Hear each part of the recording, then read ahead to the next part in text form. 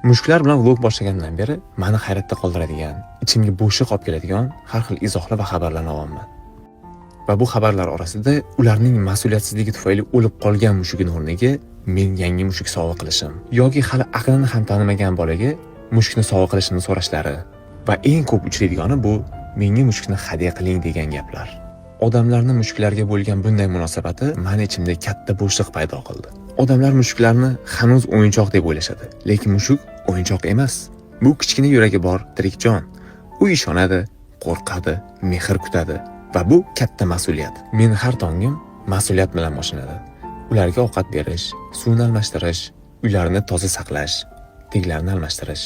Bu mas'uliyatni har doim ham yoqimli deb bo'lmaydi, lekin bu mas'uliyat. Shuning uchun mushuklarni har kimga bera olmayman. Mas'uliyati bor, jonivorni qadrlaydigan, o'zini oila a'zosi deb biladigan odamlarga topshirmoqchiman. Mushuklar bu yosh bolalarga sovg'a qilinadigan narsa emas. Bu mehr va mas'uliyatga muhtoj kichkina hayot. Bu gaplar faqat mushuklarga tegishli emas, balki barcha qo'l ostimizdagi jonivorlarga. Chunki ularning barchasining ichida tirik jon bor va ular odamlarga, egalariga muhtoj.